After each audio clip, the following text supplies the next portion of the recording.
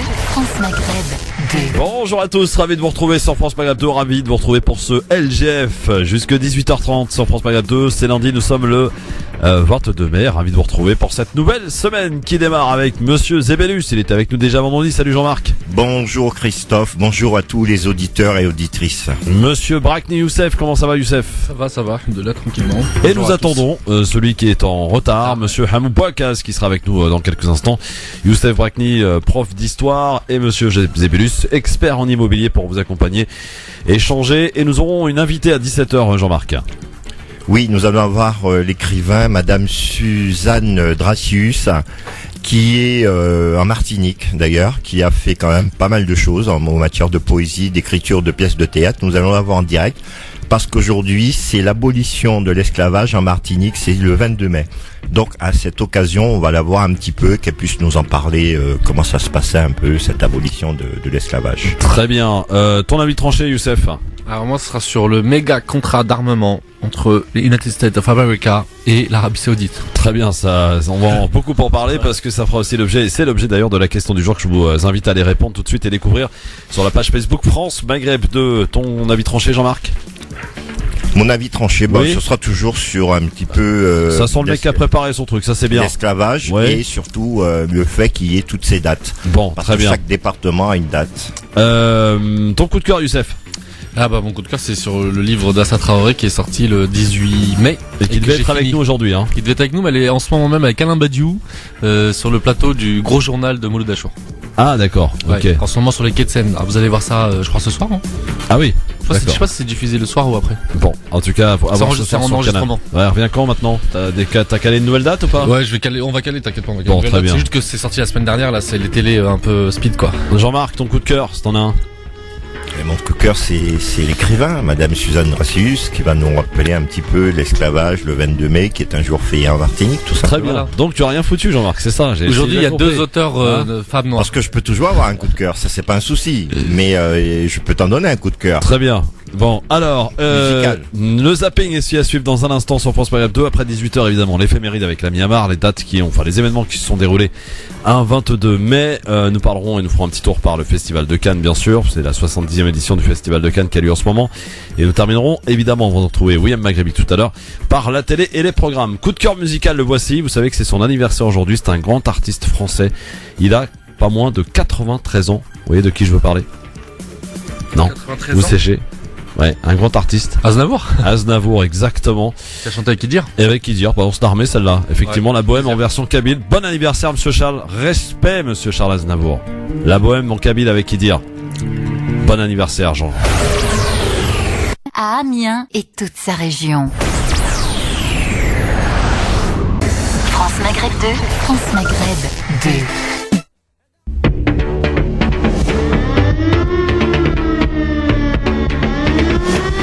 Le grand forum sur France Maghreb 2, ravi de vous retrouver en ce lundi 22 mai. C'est parti avec trois messieurs autour de cette table, trois hommes. Jean-Marc Zébélus, expert en immobilier, monsieur Youssef Brakni, notre prof d'histoire, et monsieur Hamou Bouakaz. Ça faisait longtemps qu'il n'était pas venu nous voir. Salut monsieur Hamou. Ça va ou pas? Expert en quoi? En conneries, moi. En conneries? Ouais, D'accord. Moi, je suis l'amour à vie de la crèche, toi. Bon, très bien. Comment ça va, Hamou? Alhamdoulilah. On s'est pas vu depuis les élections, tout ça. Ouais, il y a Emmanuel Macron, on a un nouveau président, on a un nouveau gouvernement, un nouveau premier ministre. Mais il l'avait dit Hamou que ça va être Macron. Il y a longtemps déjà. Ouais, j'avais dit, moi. Ah oui, c'est vrai. C'est vrai. Je vous le dis. Je suis un aveugle voyant, moi, y a pas de problème.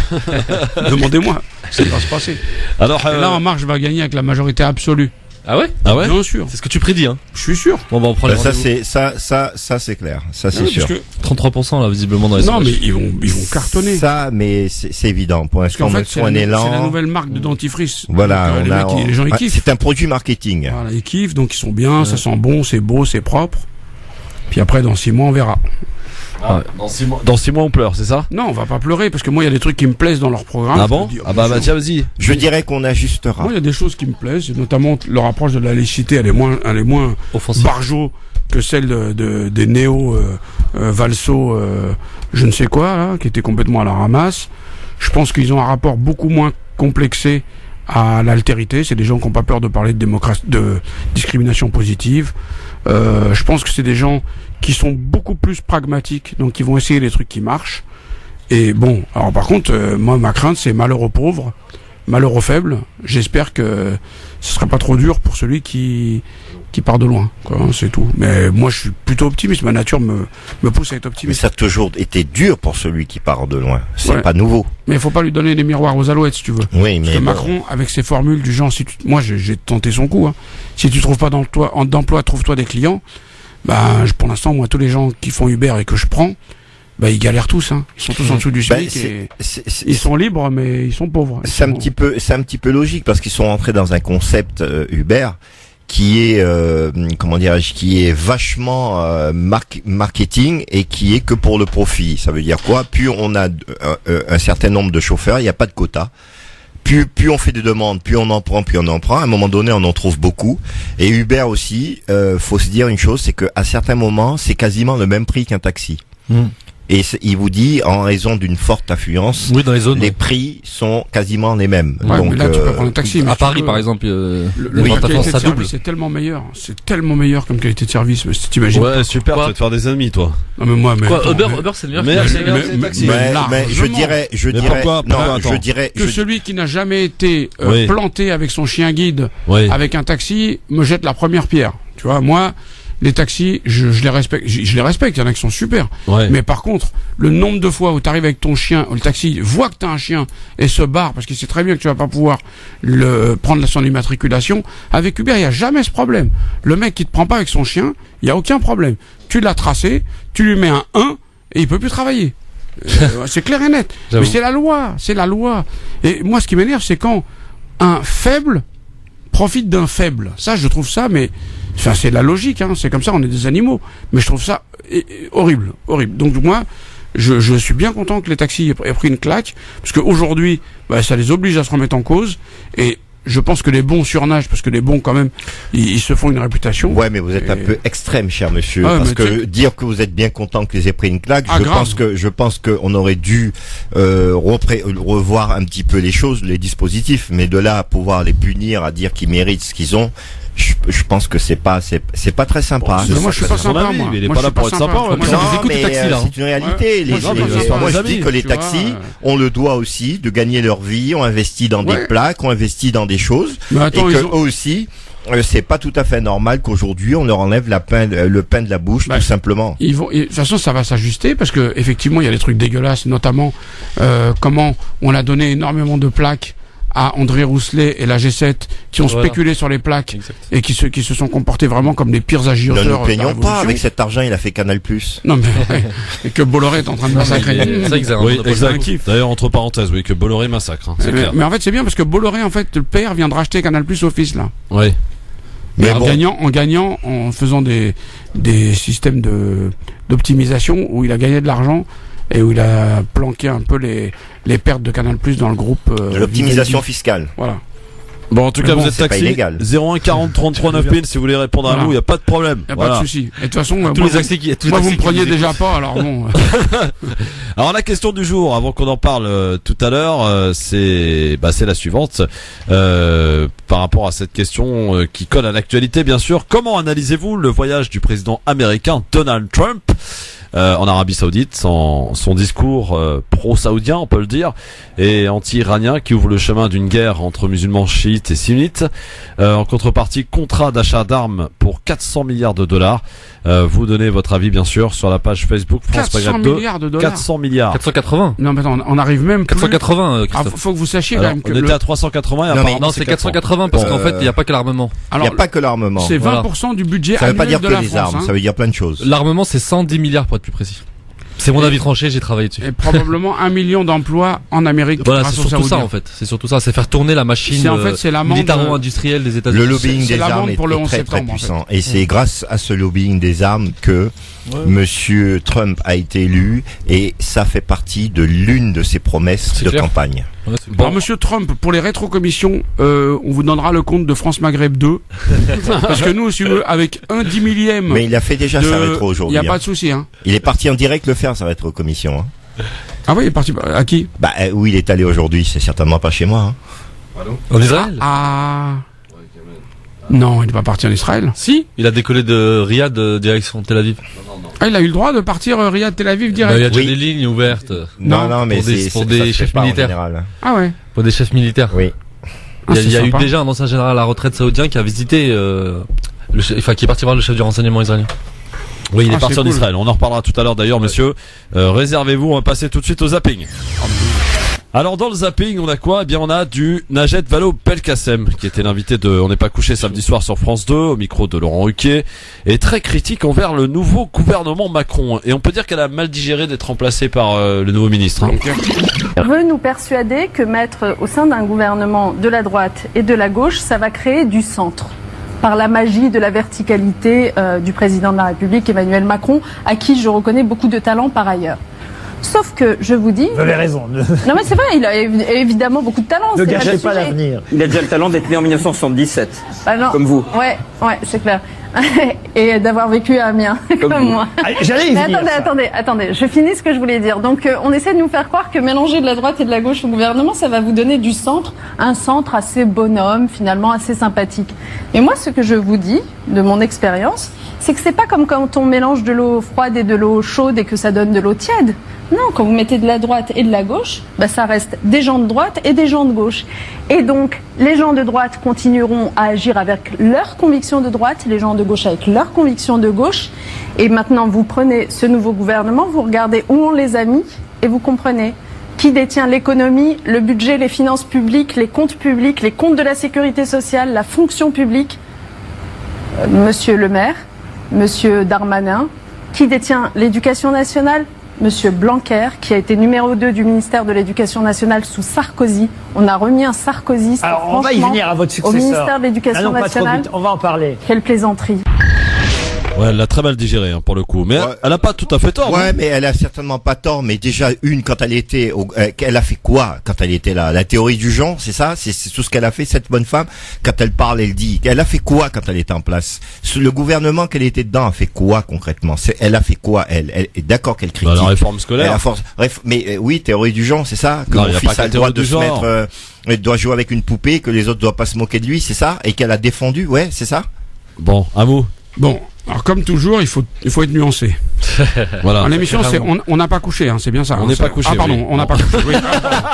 Non, c'est bon, ça va. Il a pas l'esprit Excusez-moi, tendu. excusez-moi. Ah, Non, il a- c'était pour Il a savoir. juste Alors, régulateur. alors, non, mais c'est bon. Ah, le chaud. Non, mais c'est Ah, quand le même, chaud. il y en a qui disent des trucs, tout ça, il y en a qui disent des trucs. Bon, alors moi je dis rien. hein, Bon, On n'a pas couché.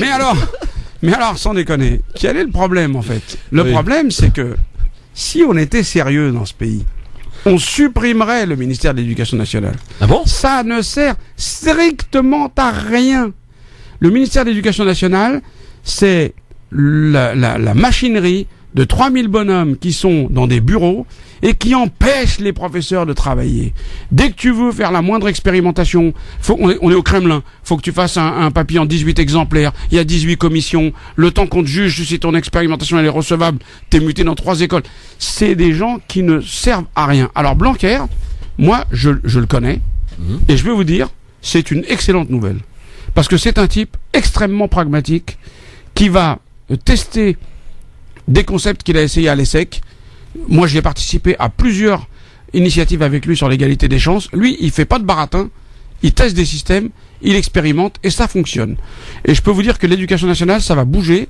Alors, tout sera pas bien, hein, c'est clair, mais par rapport à cette espèce d'immobilisme et cette espèce de casse-croûtage avec les syndicats. Attends, on pousse un curseur d'un côté, on le repousse de l'autre, et puis on avance et on recule, comment veux-tu que, tu vois. Bon, eh ben là, ça va bouger. Le gars, il va remettre un certain nombre de gens dans les écoles, il va enlever les gens des bureaux, il va faire vraiment de la vraie égalité des chances, il n'aura pas peur de faire de la discrimination positive.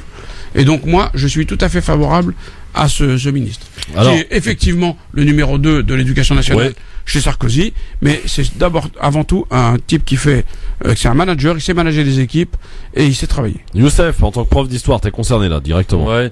Non, après, non, moi j'ai pas du tout confiance en ce nouveau ministre. Après, sur la question de l'égalité des chances, de tester des nouveaux dispositifs, etc., c'est déjà ce qui s'est fait depuis l'ère Sarkozy, en fait. C'est-à-dire avec, tu parles des filières d'excellence, Par qui exemple, permettent à des jeunes des quartiers populaires, en fait, il y a des quotas qui sont réservés pour entrer à Sciences Po, ouais, à Dauphine. les cordées de la réussite. Ça, c'est vrai que moi, personnellement, ne serait-ce que dans mon quartier, j'ai fait beaucoup de soutien scolaire, et j'en connais au moins 3 qui sont aujourd'hui à Sciences Po et qui viennent vraiment des quartiers populaires, qui viennent de familles modestes, et qui du coup en fait ont un concours d'entrée différent. Ils ont un concours d'entrée différent en fait où ils ont que l'oral, ils ont pas l'écrit. Et l'écrit, c'est ce qui est le plus discriminatoire parce qu'en fait, c'est beaucoup basé sur la culture la culture générale. Et la culture générale, en fait, c'est ce qu'il y a de, en fait, ça dépend beaucoup du niveau social de tes parents, en fait. Tu vois, économique, etc. Parce que c'est sortir, aller au musée, voyager, etc. Aller au théâtre, etc. Connaître les codes. Et du coup, ça, j'avoue, c'est bien. Et j'en connais beaucoup, et y compris dans le milieu militant dans lequel je milite aujourd'hui. Beaucoup viennent, en fait, de ces filières d'excellence, etc., qui ont fini là, il y a une première génération, même 2-3 générations qui sont sorties. Et c'est vrai que ça marche. Franchement, ça marche. Mais alors, quand Amoudi, il faut supprimer le ministère de l'Éducation nationale, il sert à rien, t'es d'accord? Non, ça c'est vrai aussi. Je sais pas, il le fera pas évidemment parce que c'est une trop grosse machine, mais c'est vrai que c'est administrativement c'est très lourd. Ouais. C'est d'une lourdeur de dingue. Il faudrait au moins c'est clair que c'est pas du tout par rapport. Tu sais, c'est comme par exemple, je prends un exemple, il y a un contractuel qui arrive, il fait un super boulot, il est apprécié toute l'équipe, et il a des résultats avec les élèves, etc. Il veut rester. Le chef d'établissement fait tout, va voir le rectorat, etc. Demande à ce qu'il reste. Et ben le rectorat à la fin de l'année l'envoie dans le 77 à l'autre bout de l'île de France. Et on comprend pas pourquoi. Parce qu'ils nous disent oui mais c'est l'administration, c'est le Kremlin, logique, etc. Ça c'est vrai, ça c'est clair. Le Kremlin, mais est-ce qu'il va le faire ça? Franchement, il va pas le faire. C'est un bon morceau. Il va déconcentrer des moyens. Je pense que Macron va l'aider. Le pouvoir administratif où on n'en parle jamais. Je pense que c'est là où il est le plus puissant. Ça, en fait. Oui, c'est ça l'État. L'État c'est l'administration en fait. Alors ça vous aura pas échappé, vous savez qu'il y a un ministère qui a changé de nom, c'est plus le ministère de la Défense, c'est le ministère des Armées. Ouais, oui. Ça, en 2 mots ou en un seul? Oh, bon.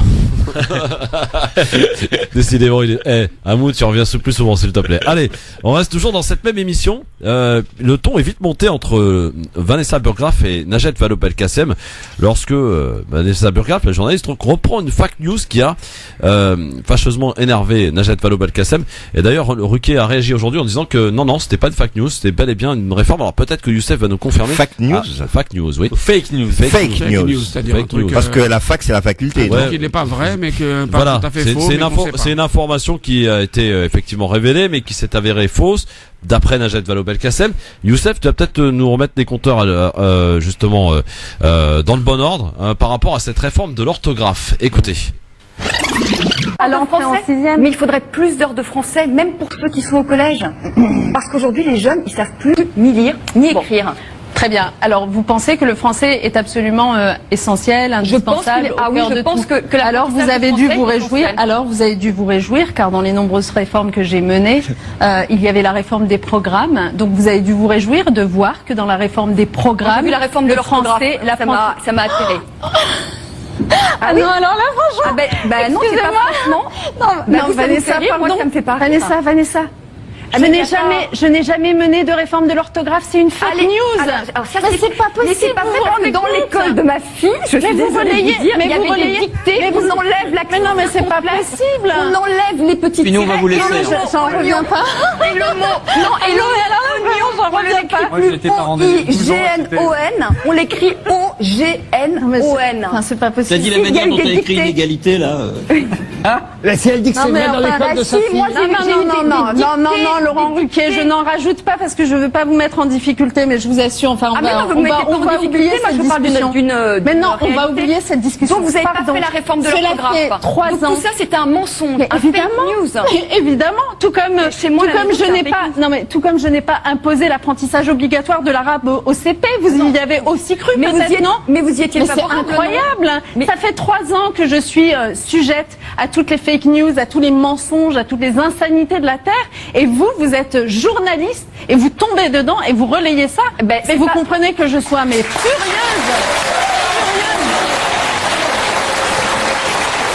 Alors, pour la réforme, Najat Vallaud-Belkacem, à vous entendre, tout ça c'est polémique, ça n'a jamais existé. Vous n'avez ni enlevé ni le latin, ni le grec, vous n'avez pas fait la réforme de l'orthographe, vous n'avez pas supprimé des heures de français au nom des EPI. Écoutez, tout le monde raconte que des bêtises, tous les journalistes de la place de Paris sont des cons.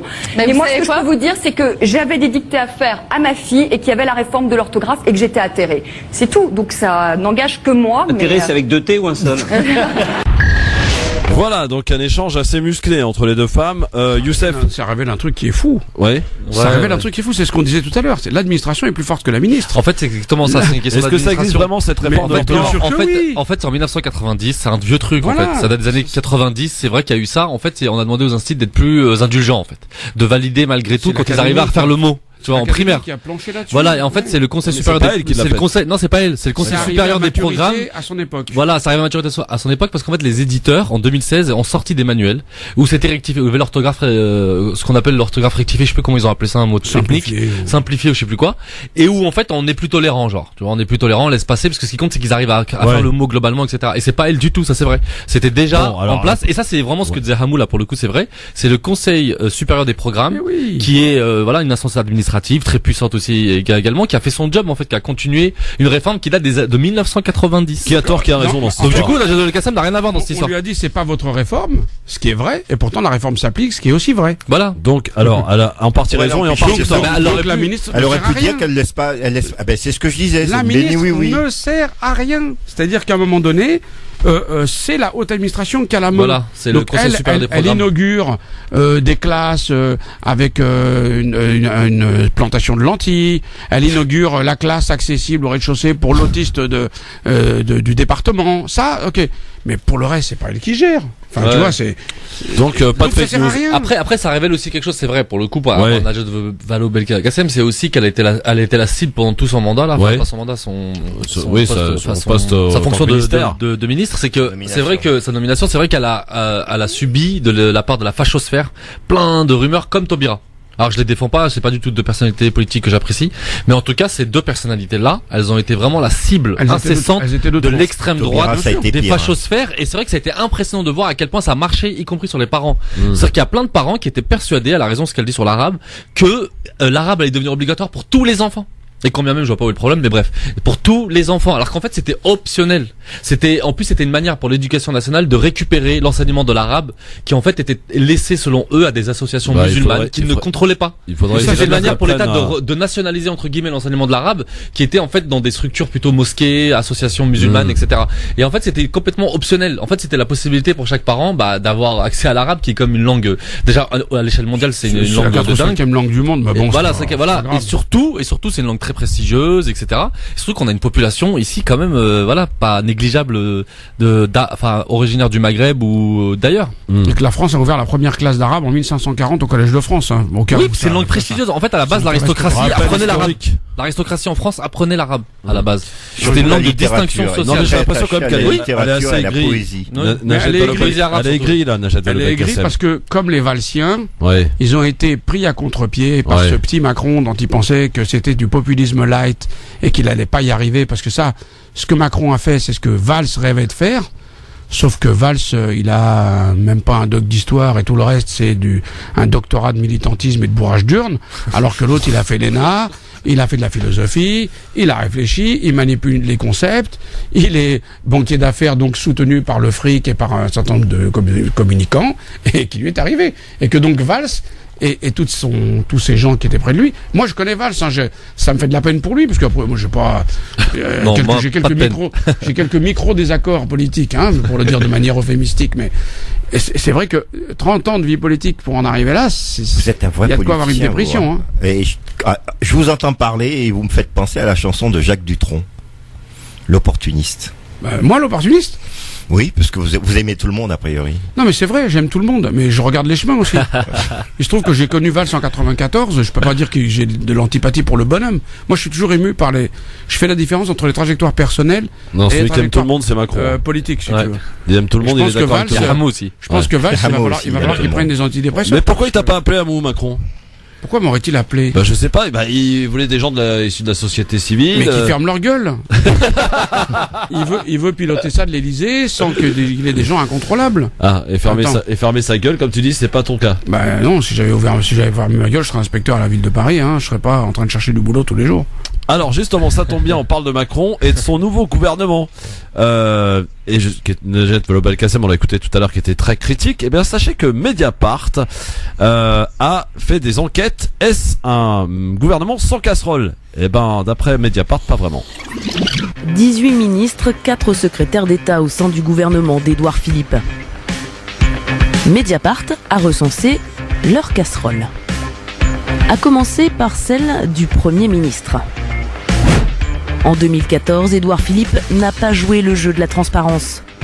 Il n'a pas indiqué la valeur de ses biens immobiliers dans la déclaration que tous les députés devaient désormais remplir. Édouard Philippe a écopé d'un blâme par la Haute Autorité pour la transparence de la vie publique. Gérard Collomb, ministre de l'Intérieur, traîne une vieille affaire. Dans les années 90, il est député du Rhône et conseiller municipal d'opposition à Lyon. Il est entendu en 2006 par la justice en tant que témoin dans une affaire de détournement de subventions. Fondateur de l'association mise en cause, il ne sera finalement pas inquiété. Bruno Le Maire, ministre de l'économie, a eu son petit Penelope Gate. En 2013, il est tout simplement accusé d'avoir rémunéré sa femme pendant 6 ans en tant qu'assistante parlementaire, sans qu'elle n'ait jamais vraiment travaillé. Muriel Pénicaud, ministre du Travail, concerné par une enquête de l'Inspection Générale des Finances. En cause, une soirée à Las Vegas en 2016 en l'honneur d'Emmanuel Macron. Cette fête, qui a coûté plus de 380 000 €, était organisée par Business France, dont Muriel Pénicaud était directrice générale à l'époque. Il y aurait donc eu un manquement au Code des marchés publics. Agnès Buzyn, ministre de la Santé, est accusée de défendre des conflits d'intérêts. Lorsqu'elle était présidente de l'Institut national du cancer, elle jugeait handicapant que les experts déclarent leurs liens avec les industries pharmaceutiques. Oups. Bon bah pas très propre quand même tout ça, non? Bon, il y a qui de propre finalement dans cette politique, dans cette vie politique? Franchement, c'est compliqué, hein, honnêtement. Moi, je veux pas faire tu vois. Mais bon, il y a des histoires. Ils ont oublié Bayrou aussi, il a eu un problème aussi, une affaire de diffamation. Bayrou, il a fait une affaire de diffamation. Ouais. Mais tu sais, à part ceux qui font rien, dès que tu commences à faire des choses, tu t'exposes à prendre des coups. Bon, moi, je pense qu'il faut que les enquêtes soient faites, mais je vois pas grand-chose là-dedans. Si, il y a les conflits d'intérêts, mais tu auras vachement de mal à les éviter. Mais hein. A-t-on une loi sur une réelle éthique à partir du moment qu'on est nommé pour l'une de ces fonctions? A-t-on une éthique réelle, concrète, formalisée? Bien sûr qu'il y a des lois qui doivent... Non, de loi, mais on parle d'une éthique, parce qu'il y a des choses que difficilement on peut condamner. C'est-à-dire qui sont faites dans la pratique. Embaucher sa femme, du moment qu'on le déclare, ça cause pas de problème. Ça va devenir interdit. Mais faut qu'elle fasse un travail effectif. Encore là encore faut-il qu'on puisse prouver que ce travail était vraiment effectif. Oui, et puis surtout qu'elle a eu... En fait, ouais, c'est vrai qu'il n'y a rien d'illégal à embaucher des membres de sa famille, mais il faudrait qu'il passe des entretiens comme tout le monde. Il faudrait que ce soit de manière équitable. Mais le problème, c'est que comment on fait pour être équitable quand c'est sa propre famille? Moi, je pense que on devrait faire en sorte que la politique ne soit pas un métier, que tout le monde garde sa situation professionnelle et des aménagements, puisse bénéficier d'aménagements et avoir quelques indemnités pour cette fonction d'élu. Je pense qu'il faut arriver à une transparence complète, quasi complète. Il faut au moins un statut d'élu. Parce que, tu sais, quand t'as pas de statut et que tu te retrouves comme moi à la fin de ton mandat avec 0 francs, 0 centimes et pas de perspective, ben, évidemment, les gens qui savent qu'ils peuvent risquer ça, c'est très tentant de devenir corrompu. Parce que t'en mets pour la soif, pour le cas où ça marche pas. Oui, ouais, mais à ce moment-là, moi, je suis pas d'accord. Non, les élus locaux, ils ont tous des métiers. Nous avons des gens. Mais ce qu'il faut savoir, ce n'est pas valable que pour les élus, c'est valable aussi pour l'employé qui travaille dans un magasin. Ouais. C'est parce qu'il touche le SMIC. Son magasin fait des millions de chiffres d'affaires. Alors lui aussi, il pourrait faire quelque chose. Lui, je veux dire que ça, les hommes politiques ne peuvent être embêtés que s'il y a une faillite. Les hommes politiques ne peuvent pas être plus protégés que les autres. Je pense que on doit être à la même échelle que la société. Si on n'a rien, après on se trouve en galère, c'est normal, parce que les citoyens se retrouvent aussi en galère quand ils perdent leur boulot. Alors personne ne fera de politique, mon ami. Ce serait peut-être mieux que personne ne fasse de politique. Dans ce cas-là, on sera sinon, il y aura que les vrais qui font de la politique. Il y aura que les vrais et ce sera par conviction. Et non par ambition. Non, mais voilà. Mais comment t'expliques les militants, alors? Il y a des pays où ils ont réussi. En Suède, ils ont réussi. Qui se battent, je sais pas, pour le paysan qui se bat pour sa terre contre les OGM, celui qui se bat contre les violences policières, on ne reçoit pas de salaire. On touche rien. Et pourtant, on passe beaucoup plus de temps que beaucoup que les hommes politiques sur le terrain à connaître les dossiers. Tu vois, sur la semaine, on s'est vu au Chibani, après t'enchaînes avec Assa Traoré, tu enchaînes machin, et on n'est pas payé, on a des familles, etc. Et on prend son autre temps. Il a sa terre, le paysan. Tu vois. Non mais moi je me prends moi par exemple. Moi non mais là vous êtes en train de nous faire le sketch de Fernand Reynaud là. Non, je te fais pas le sketch. Je te dis simplement que pourquoi est-ce que en général, ça va pas être un métier, ça va pas être un métier. Sont parmi moi je pense que ça doit pas être un métier. Non déplaise, ça doit pas être un métier parce que ça va éviter bien des problèmes. Bah oui, il faut limiter les mandats et revenir à la vie active. Il faut limiter les mandats. Faut être dans la vie active. Je suis d'accord avec toi, il faut limiter les mandats, mais quand tu exerces ton mandat, Il faut que tu sois dans une situation où tu puisses reprendre ensuite tes fonctions précédentes et que tu sois pas en galère. Sinon, il y aura personne. Tu vois, Hamou, il y a un gros problème. Par exemple, tu prends des gens comme Claude Barthelone, par exemple. Claude Barthelone, c'est un mec qui a jamais travaillé de sa vie, de sa life. Et pourtant, il a une maison qui a été estimée à 1 million d'euros près Saint-Gervais. Comment il a fait? Moi, jamais. Moi, je travaille, jamais de ma vie, je pourrais arriver là. Mélenchon, c'est pareil. Genre, il y a des gens, ils ont jamais travaillé dans la vie. Donc, tu vois, Hamou, il y a quand même un équilibre. Tu vois ce que je veux dire? Il y a un équilibre entre ça, où les mecs, ils ont jamais travaillé de leur life. Moi, je connais pas la situation patrimoniale de Bartho. Moi, je la connais, Les gars, j'ai de la pub, moi, 51, là, il faut y aller, hein. Non, allez-y, alors. Bon, on y va. Et dans un instant, on va parler un peu de Trump, parce que lui, pendant ce temps-là, il est venu faire des affaires, hein. Il est pas avec n'importe qui. Il a gagné sa vie en étant milliardaire. Oui, bah oui. Il a fait des gros contrats. Je pense qu'il a fait pratiquement autant que Hollande en 5 ans, hein. C'est pas comme là, ça pour le qu'il a coup. gagné. À tout de suite. Le grand forum sur France Maghreb 2 avec monsieur Hamou Bouakaz, toujours un peu dans la politique ou un pied dedans et un pied en dehors. Ouais, c'est ça. Monsieur Youssef Brakni, monsieur le prof d'histoire, Jean-Marc Zébélus, qui est notre expert en immobilier, bien sûr.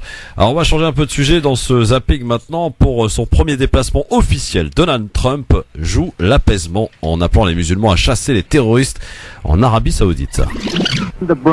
À Riyad, Trump opère un virage à 180 degrés. Plus question de s'opposer à l'islam en tant que tel. Il ne s'agit pas d'une bataille entre religions, différents sexes ou différentes civilisations. C'est une bataille entre le bien et le mal. Le président américain exhorte les dirigeants arabes à n'offrir ni répit ni sanctuaire aux terroristes. Chassez-les. Chassez-les de vos lieux de culte, de vos quartiers, de vos lieux saints, et chassez-les de cette terre.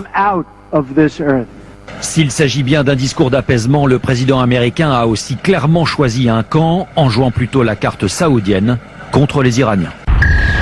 En effet, parce qu'il propose, il a demandé d'ailleurs d'isoler les Iraniens. Donald Trump, c'est un discours qui a changé à 380 degrés par rapport à sa campagne, par rapport à ce qu'il a pu dire aussi dans les premiers temps de sa présidence, avec un contrat à la clé, des contrats à la clé pour un montant de 480 milliards de dollars. J'ai envie de dire une chose, le terrorisme n'est pas le fruit d'une religion, mais le fruit d'une société. Donc, ce n'est pas plus aux musulmans qu'aux autres de chasser les terroristes. C'est au monde entier à combattre le terrorisme, qu'on soit de quelle confession qu'il soit. Et nous sommes tous menacés, nous sommes tous concernés. Hamou ? C'est marrant, ça. T'as un mec, il va chez le roi des lions, et il dit, il faut chasser les lions, il faut chasser les lions. Et en fait, le roi des lions est juste à côté de lui, en fait. Sauf que le roi des lions, il vient de lui filer 480 milliards de dollars. Donc, comment vous dire, c'est une sorte de cercle qui s'est refermé, hein. C'est-à-dire, le roi saoudien forme les terroristes, les armes, les envoie partout. Le roi saoudien achète des armes à l'Amérique, et l'Amérique gueule parce que les terroristes sont partout, et la boucle est bouclée. Et voilà, et nous on est comme des cons en train de regarder le spectacle. Youssef, je te demanderai ton avis tout à l'heure, puisque tu vas le donner au travers de ton avis tranché, si j'ai bien compris, hein. Oui. Et je vous rappelle la question du jour. Donc, comment analysez-vous le voyage du président américain Donald Trump en Arabie Saoudite, son discours pro-saoudien et anti-iranien qui ouvre peut-être le chemin d'une guerre entre musulmans sunnites et chiites. En contrepartie, contrat d'achat d'armes, donc pour plus de 400 milliards de dollars, 480 000 de dollars. Donc, eh bien, vous répondez à cette question sur la page Facebook France Maghreb 2. Dans le zapping aussi, hier soir, M6 proposait son magazine Capital. Une phrase d'un intervenant sur un sujet concernant les palmiers a quelque peu provoqué la colère des téléspectateurs sur les réseaux sociaux. Écoutez pourquoi. On n'a pas l'extrait visiblement. Alors je vous donne ce qui s'est passé. C'est qu'un intervenant n'a pas hésité à comparer un palmier avec un Africain. Voilà, et donc ça a provoqué effectivement, en expliquant qu'un palmier, il fallait que ça vive dans une chaleur extrême, etc., et qu'on pouvait pas imaginer un Africain vivre dans le froid. Voilà. Donc ça a provoqué évidemment la colère des téléspectateurs d'M6 qui l'ont fait savoir sur les réseaux sociaux. C'est quelle émission ? Capital. Oh là là, Magazine c'est Capital. Big up aux indivisibles, ils vont encore trouver quelqu'un pour les Gabon Awards, c'est parfait. Ouais, bon. Non, mais c'est pathétique. En fait, on revient aux théories eugénistes du 19e siècle, quoi. C'est-à-dire la théorie des climats. Ouais, tout ça pour ça. La théorie raciste. C'est-à-dire qu'en fait, les climats avaient un impact sur les êtres humains et tout. Enfin, n'importe quoi. Sur le développement, etc. Ouais. Alors, on va accueillir un auditeur avant d'accueillir notre invité qui nous emmènera dans un instant direction la Martinique pour peut-être parler de cette visite du président américain Donald Trump qui d'ailleurs, après les États-Unis, après l'Arabie Saoudite, pardon, s'est envolé pour Israël. Où il est arrivé d'ailleurs depuis ce matin. Puis après, rejoindra le Vatican. Et après, fera une petite tournée en Europe, notamment à Bruxelles, où il rencontrera d'ailleurs Emmanuel Macron. Un dîner est prévu. Un tête-à-tête est prévu. Il va en Palestine, non? Il va en Palestine, effectivement, demain, en Cisjordanie occupée. Tu m'as fait peur. Oui, absolument. Et puis, tiens, puisqu'on parle de Macron, sachez que Poutine vient à Paris. Ouais. Lundi prochain, le 29 mai prochain. À Versailles. Et il s'entretiendra avec Emmanuel Macron. Donc, Macron a commencé à parler aux grands de ce monde, quand même, là, Amou, hein. Ça devient sérieux, là. C'est beau, c'est grand, c'est fort. Oui. Docteur, bonsoir. Oui, bonsoir mes amis et surtout mes pensées à monsieur Jean-Marc. Je suis martiniquais de cœur. J'ai travaillé 7 ans à la Trinité. Je peux pas dire plus que ça. Bonjour Jean-Marc et surtout pour la fête de l'abolition de l'esclavage de 22 mai. Je reviendrai une autre fois. Merci docteur. Avec vous. Là, donc c'est pas le sujet. Malheureusement, le temps nous sert. J'ai beaucoup de choses à dire. Monsieur Christophe, par quoi je commence? Parce que le thème est divisé en 5 fois. Je peux revenir une deuxième fois sur la visite elle-même. Un thème, docteur, parce qu'on n'a pas vraiment le temps. Alors allez-y, choisissez un thème. Je vais faire un thème, donc je commence par monsieur Macron, qui n'a rien à voir, parce que vous l'arrachez de ma bouche. C'est une guerre économique. Monsieur Macron a félicité Rouhani, le président élu il y a 2 jours, à 57%. Il veut remettre des bonnes relations. Donc la guerre économique entre les États-Unis et l'Europe a déjà démarré depuis il y a longtemps. Et là, donc, monsieur Macron, donc vous me dites, là, vous m'apprenez que monsieur Poutine arrive le 29. Donc je pense qu'il n'y a plus de place pour l'Europe en Arabie Saoudite, le retour en force des États-Unis. Donc historique, comme ils disent, avec 67 pays arabo-musulmans. Il y a 3 absents. Donc actuellement, donc il y a le retour de la France sur la scène. Je pense ça va être du côté Russie-Iran, économique, je parle. Hein. Oui. Voilà. Donc là, on revient vite sur cette visite. Au fait, c'est le gaz syrien, comme on l'a déjà discuté par Mediapart, tout ça, il y a depuis 5-6 ans. En fait, les Américains ont installé 4 bases militaires en Syrie. 2 du côté kurde dans le nord et une base dans le sud avec les Bédouins côté jordanien et une dans l'est entre l'Irak et la Syrie. Et en guise de remerciement pour les 480 millions d'euros, les Américains ont bombardé l'armée syrienne. Si vous avez entendu il y a 3 jours, ils ont anéanti des divisions entières qui partaient pour encercler Daesh dans l'est syrien, dans le désert. Aujourd'hui, donc, voilà à peu près les choses. Il y a 3 présidents étaient absents, bien évidemment, le Syrien Bachar el-Assad. Il y a l'Iran, que lui-même, il a dit, ils seront jamais là. C'est voyou. Trump, il a dit, monsieur Trump, qu'il était en accord avec le Saoudien. Et le 3e, c'est Michel Aoun, le Libanais, parce qu'il est chrétien. Parce qu'il est chrétien, donc il peut pas assister avec les musulmans.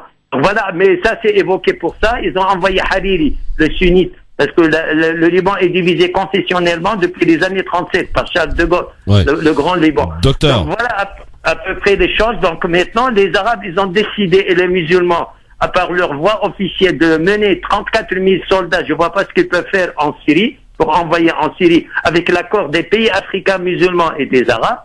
Là, on va voir la suite. Donc je reviendrai une deuxième fois, mais malheureusement, c'est pas c'est jeter de l'huile sur le feu. Qui se passe actuellement. Merci docteur. L'Europe a choisi, certainement va choisir un autre but, je pense, dans tout ça. Voilà. Merci docteur pour votre analyse sur ce sujet qui vous tient à cœur évidemment sur France Maghreb 2. Alors justement, docteur, il faisait référence à cette Martinique qui vous est chère, mon cher ami Jean-Marc, et nous allons nous y rendre puisque aujourd'hui c'est une date importante pour la Martinique, Jean-Marc. Tout à fait, c'est l'abolition de l'esclavage, c'est le 22 mai, sachant qu'on a plusieurs dates dans chaque département. Alors nous accueillons notre 22 invité. mai 1848. Notre invité est avec nous, Jean-Marc. Madame Suzanne Dracius, bonjour. Bonjour. Bienvenue sur France Maghreb 2. Alors vous êtes écrivain, dis donc la liste est très très longue.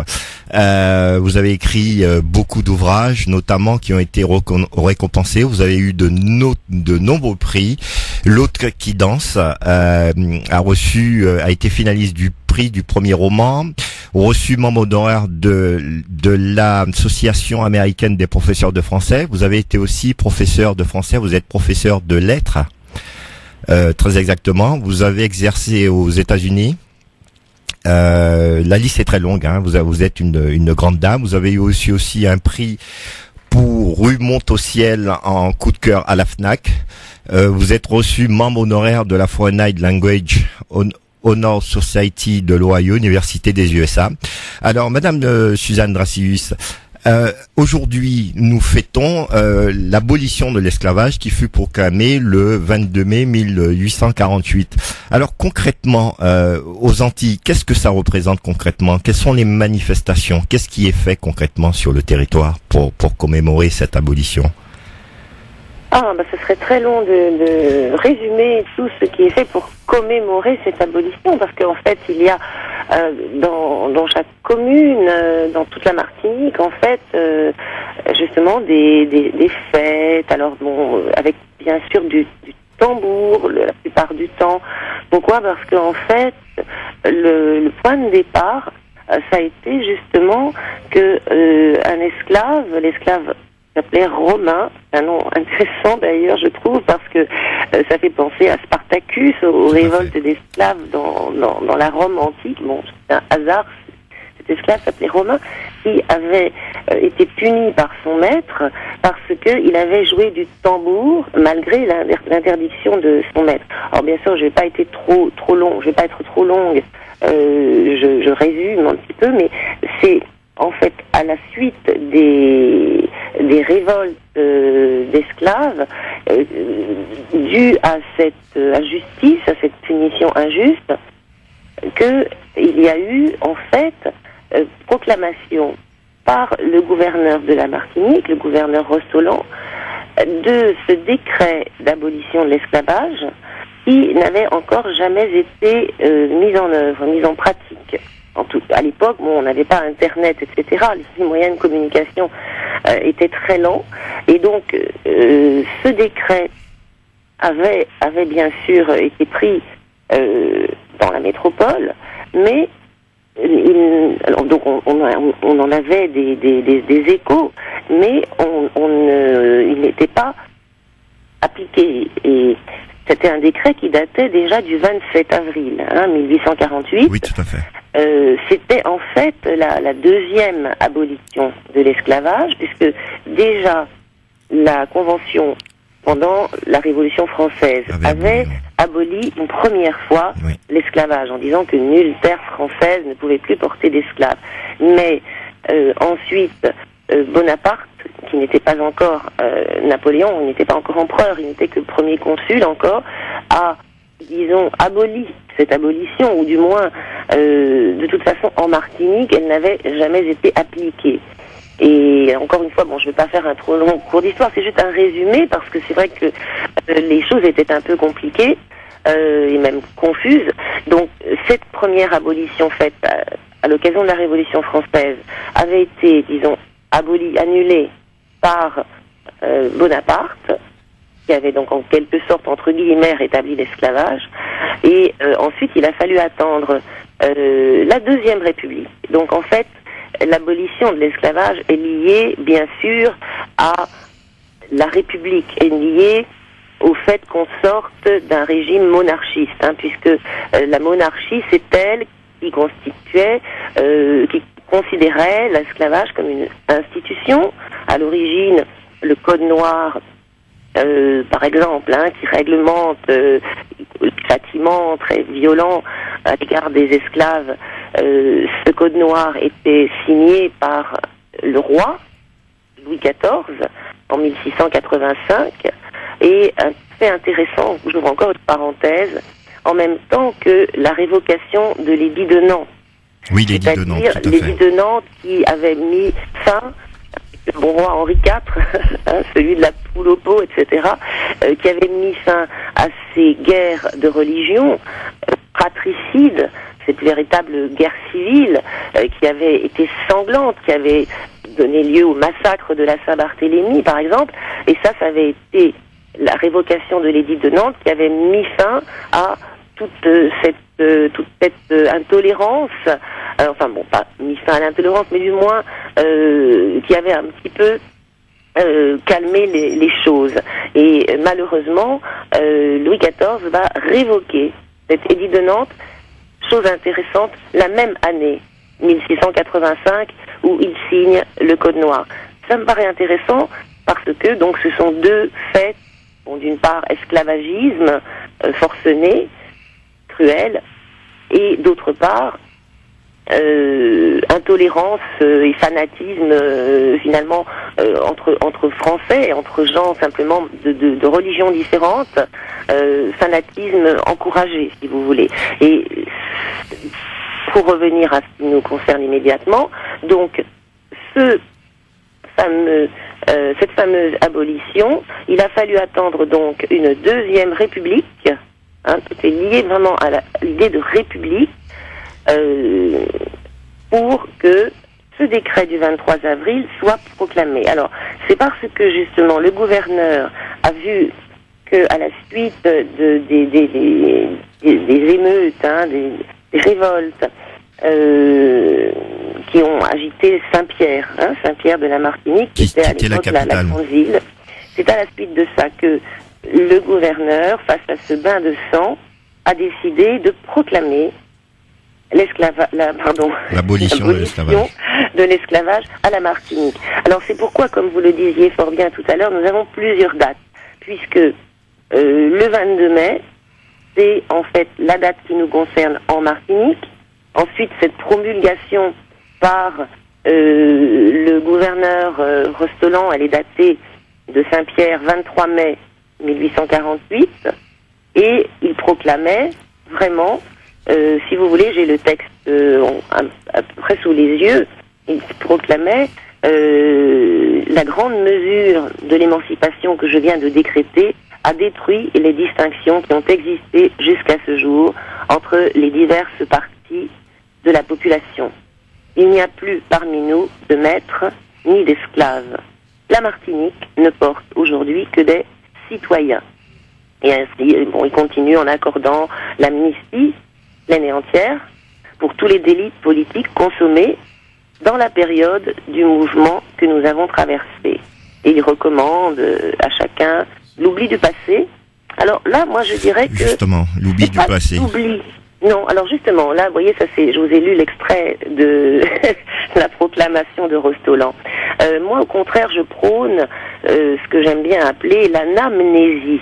L'anamnésie, bon, tout le monde se souvient de ce que c'est que l'amnésie. C'est le fait d'oublier. Ben justement, l'anamnésie, c'est la démarche inverse qui consiste à vouloir se rappeler, à désobéir à toute injonction d'oublier, tous ceux qui essayent de nous faire oublier en disant « Oh, mais non, moi, non, non, non ». Pour bien maîtriser, pour être maître et pas esclave de notre présent, il faut se souvenir du passé. Le devoir de mémoire. C'est avoir exactement. Et accomplir ce devoir de mémoire, mais pour le rendre propitiatoire. C'est pourquoi j'ai appelé ça, mais j'ai même intitulé un texte comme ça, l'anamnésie propitiatoire, c'est-à-dire propice, qui permet de mieux gérer l'avenir, de communiquer, de transmettre aux générations plus jeunes, et puis surtout d'analyser pour que les mêmes erreurs ne soient jamais plus commises. Mais on a l'impression que souvent, cette anamnésie, etc., tout ce qui s'est passé par le passé, tout ce qu'on a pu vivre aujourd'hui, et on a parfois l'impression que les Antillais, les Martiniquais et autres, ont un certain complexe à pouvoir reparler un petit peu de ça. En effet. J'ai même vu par exemple, j'ai plusieurs anecdotes. Entre autres, j'ai vu une dame qui me lit pourtant, qui est une lectrice éducatrice, qui n'est pas une dame complètement ababa, et qui m'a dit, mais pourquoi parler de l'esclavage? Ce n'est pas tellement glorieux pour nous. Il y a des gens qui ont comme peur de cette référence à nos ancêtres esclaves. Donc nous avons... Pour ma part, je suis très fière un devoir de nos ancêtres esclaves. Alors il y en a même qui font alors tout un jeu de langue, parce que il y en a qui vont tellement loin qu'ils ne veulent pas qu'on dise qu'on a des ancêtres esclaves. Alors ils veulent qu'on détaille en disant des êtres humains réduits en esclavage. Oui, c'est-à-dire que nous sommes pas des descendants d'esclaves, mais nous sommes des descendants de gens à qui on a fait des esclaves. Oui, voilà.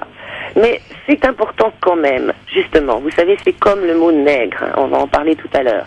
C'est important d'assumer cette formule. Moi, j'aime bien dire que je suis descendante d'esclaves ou que je suis afro-descendante. Mais je vais plus loin, justement, si on veut jouer sur les mots. J'aime bien dire que je suis plutôt afro-montante. C'est-à-dire que, comme je le développe d'ailleurs en partie dans mes livres et notamment dans L'autre qui danse, mon premier roman, je ne me prends pas les pieds dans mes racines. Au contraire, je suis l'autre qui danse. Je danse, alors, à tous les sens, puisque précisément la danse est très liée. D'ailleurs, je vous ai dit tout à l'heure que l'esclave romain, c'est parce que il se livrait à ce tambour très symbolique, et aussi donc à ces danses autour de lui. On se livrait à ces danses qui avaient été interdites par les maîtres, des danses d'esclaves justement venus d'Afrique, comme la calenda, etc., qui étaient considérées par les maîtres comme lascives, érotiques, sensuelles, et donc qu'ils voulaient interdire.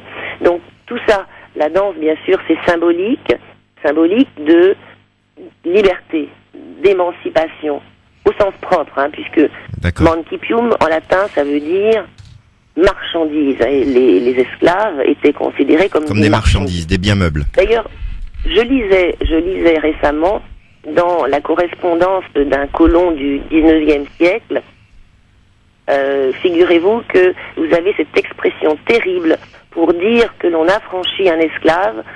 On dit, on lui a donné son corps. Vous vous rendez compte? D'accord, oui, c'est extrême. Donc, ça veut dire encore, nous avons il y a un long travail encore à faire, et que c'est un travail de longue haleine, et qu'il faut justement procéder autrement pour les générations à venir.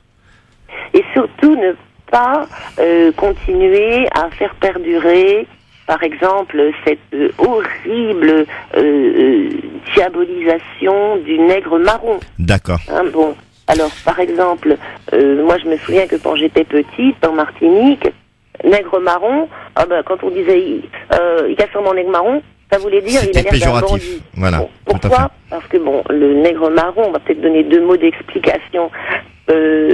Marron, ça veut dire qui s'est enfui. Hein, d'accord.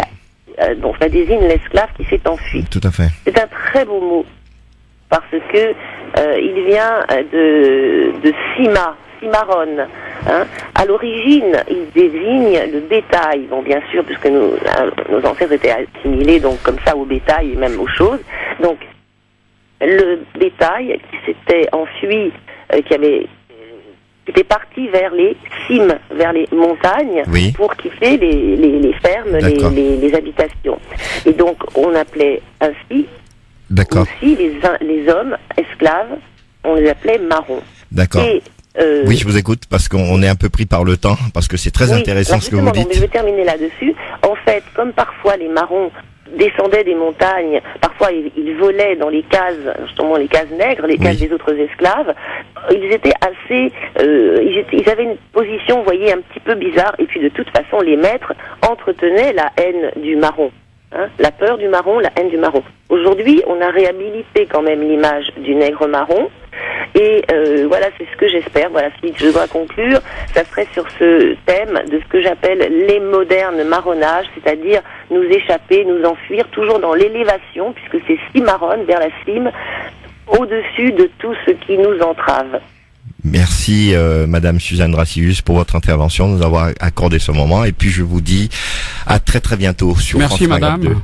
Je suis Monsieur Boicaz. Il y a Monsieur Boicaz qui veut vous sortir. Je voulais juste vous dire quelque chose. Cette parole. et bonne fête. Il y a monsieur qui veut vous dire un petit mot, monsieur Suzanne, est-ce que vous nous entendez? Suzanne, il y a monsieur Bouakas qui veut vous dire un petit mot. Voilà, j'ai été adjoint du maire de Paris et j'ai été son conseiller pendant une dizaine d'années. Attendez, vous pouvez répéter votre dernière phrase parce que je ne l'ai pas entendue. Je vous dis que j'ai eu la chance de travailler avec Bertrand Delanoë pendant une quinzaine d'années et comme vous l'avez dit, Napoléon Bonaparte a rétabli l'esclavage dans les Antilles et il a envoyé un général qui s'appelait le général Richepense réprimer les esclaves. Et à cette époque-là, quand Delanoë est arrivé maire de Paris, ce général avait un nom de rue à Paris. Eh bien, j'ai fait partie de la commission qui a débaptisé cette rue, la rue du général Richepense, et qui l'a fait nommer rue du Chevalier Saint-Georges. Et je pense que ça fait partie des choses qui honorent la politique. Tout à l'heure, on parlait du sens et du rôle de la politique. La politique, ça passe aussi par des symboles comme celui-là. Et je suis très fier on ait bientôt une rue Frantz Fanon dans le 20e arrondissement. Merci beaucoup, madame, en tout cas. Merci, à très vite. À bientôt sur France Maghreb 2. Dans un instant, on va revenir sur ce voyage de Trump en Arabie Saoudite avec Youssef Brakni qui nous a préparé un avis tranché. Je vous dis pas. Amou, il va nous parler de quoi dans son avis tranché? T'en as un, Damien? Non, mais je peux en faire un après, t'inquiète. Tu vas improviser un? Ouais. Bon, à tout de suite.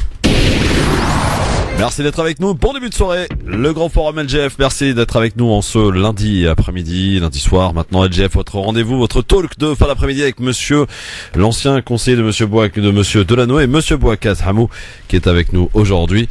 Monsieur. Actuel consultant, hein. Actuellement à vendre, consultant. D'accord. Pas de problème, hein. Oui. Maintenant, oui, t'as encore un métier quand même. Ah oui, VRP multicarte, hein. Tout ce que vous voulez. La plomberie, oui. Je fais tout. Très bien. Bon, monsieur Zébélus Jean-Marc, qui est expert en immobilier, et monsieur Youssef Brakni, qui est aussi, bien sûr, notre prof d'histoire à nous. Bon, eh bien, on va faire quoi? On va faire maintenant les avis tranchés, parce qu'on est un petit peu en retard. Voilà, avis tranchés avec donc l'avis tranché de Youssef Brakni. Et on va parler justement, et vous invite à répondre à la question du jour en rapport avec le voyage de Trump, qui a prononcé un discours pro-saoudien et anti-iranien. Est-ce que cela risque-t-il de relancer une guerre chiite-sunnite?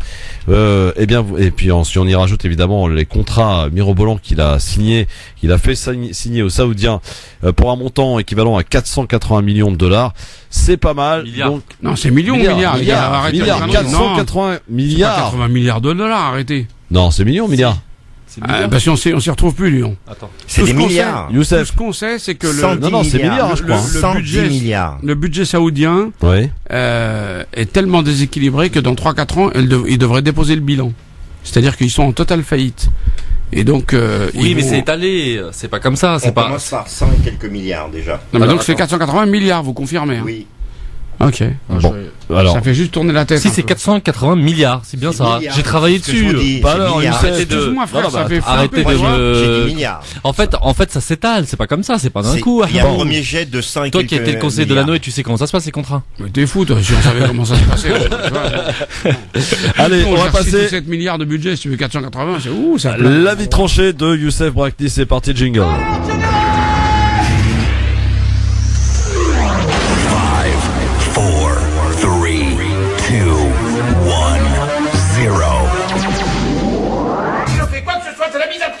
Alors piétinez-moi, allez-y. Et de ce voyage, il en est question au travers de ton avis tranché, Youssef. Alors aujourd'hui, je voudrais aborder le méga contrat de 480 milliards de dollars que les États-Unis viennent de conclure avec le Royaume saoudien, dont 110 milliards dans l'armement. Nous sommes bien loin des quelques miettes que Valls avait obtenues sous le mandat d'Hollande. On se souvient que Valls et Hollande avaient décoré un dignitaire saoudien et que face à la critique, Valls avait répondu chiruqué qu'il fallait bien faire des contrats et que c'était bien plus important que la nature du régime saoudien. On se rappelait alors des déclarations de Sarkozy sur Kadhafi qu'il fallait à tout prix assassiner, ou de la fameuse phrase de Fabius, ministre des Affaires étrangères, qui avait déclaré que Assad ne méritait pas d'exister sur terre. Il faut aussi se souvenir des Mistral, ces 2 navires de guerre commandés par la Russie que Hollande avait refusé finalement de livrer à Poutine car il était un affreux dictateur. Ces 2 navires seront finalement revendus à l'Égypte de Sisi, connu pour être un grand démocrate, grâce à un crédit saoudien. Mais revenons à l'Arabie Saoudite et les États-Unis, car un tournant est en train de se produire. Trump revient sur la politique d'Obama. Il veut relancer une guerre régionale entre l'Arabie Saoudite et l'Iran. Les Américains ne veulent plus s'engager directement militairement comme avec George Bush au Moyen-Orient. Ils veulent sous-traiter leur guerre impérialiste aux acteurs de la région pour maintenir leur domination et surtout protéger leur allié indéfectible, Israël. Les armes que Trump livre à l'Arabie Saoudite serviront à encore plus détruire le Yémen, pays le plus pauvre du monde arabe, bombardé sans relâche par l'Arabie Saoudite et ses alliés du Golfe. Des milliers de civils, de femmes et d'enfants assassinés. Aujourd'hui, une épidémie de choléra menace de décimer des milliers d'innocents. Depuis 1945, un pacte lie l'Arabie Saoudite et les États-Unis. C'est le fameux pacte Quincy. Pétrole contre protection du régime saoudien. L'idéologie wahhabite, soutenue sans relâche par les États-Unis, veut emmener la région dans une guerre confessionnelle entre chiites et sunnites. Il est intéressant de noter que durant la guerre froide, l'Iran, dirigé par le Shah et qui jouait le rôle de gendarme pour les Américains, n'a jamais été inquiété par l'Arabie Saoudite. À l'époque, pas d'ennemis chiites, pas d'excommunication. L'ennemi, c'était le communiste. Nous devons être vigilants à cette guerre entre musulmans, qui ne pourra conduire qu'à la destruction du monde musulman, au grand bonheur des Américains et des sionistes israéliens. Une balkanisation du Moyen-Orient, un découpage des États arabes sur le modèle confessionnel. Ce qui a commencé en Irak et qui se poursuit aujourd'hui en Syrie. Surtout, dans le discours de Trump, dans la perspective de la création d'un OTAN sunnite avec Israël comme allié. Merci Youssef, très bel avis tranché. Voilà notre prof d'histoire, Hamou et Jean-Marc. Je vous souhaitais rajouter quelque chose là-dessus avant de lire quelques commentaires qu'on a reçus sur la page Facebook France Maghreb 2. Oui, moi je pense que c'est probablement pas tout à fait comme ça que ça va se passer. C'est-à-dire que compte tenu du fait que les Iraniens auraient élu Rouhani à la présidence de la République, compte tenu du fait que 57% je crois que l'Iran est dans une position extrêmement favorable avec ses millions de gens formés, avec toute la civilisation perso-iranienne appuyée sur plusieurs milliers d'années de vie, eh bien dans quelque temps Trump ira en Iran et fera aussi du deal avec les Iraniens et promettra aux Iraniens à peu près ce qu'il a promis aux Saoudiens. Je ne pense pas qu'il y aura une guerre entre les deux, mais qu'il va essayer de vendre de l'armement aux deux pays de façon à ce que on ait un équilibre des forces et de la terreur, du moins. En fait, c'est ce que j'espère. En fait, il y a déjà la guerre entre l'Arabie Saoudite et l'Iran via acteurs interposés, en fait. Au Yémen, en Syrie directement avec l'armée iranienne qui est présente au sol et qui combat concrètement des groupes soutenus, armés, financés, entraînés par l'Arabie Saoudite. C'est pas un secret, c'est les princes saoudiens qui l'ont déclaré. Et y compris un prince saoudien avait dit qu'au début on avait peut-être un peu été trop mou avec Daesh, qu'on a un peu laissé faire. D'accord. Donc en fait cette guerre elle a déjà lieu, et notamment aussi au Yémen où soi-disant on accuse les rebelles Houthis d'être sous la solde de l'Iran et d'être une puissance chiite qui voudrait chiiser tout le Yémen. Alors en sachant qu'il y a l'ancien président de la République du Yémen qui est sunnite et qui combat aux côtés des Houthis. Oui, non, tout à fait. Non mais donc en fait la guerre elle a déjà lieu. Évidemment qu'il y aura jamais, je pense pas qu'il y aura de guerre frontale entre l'Arabie Saoudite et l'Iran. Mais par contre malheureusement pour le Liban, pour la Syrie, pour l'Irak, pour le Yémen, malheureusement cette guerre froide entre l'Arabie Saoudite et l'Iran, armée des deux côtés, n'est pas prête de s'arrêter. C'est la seule solution pour que l'État d'Israël reste maître du jeu. Exactement.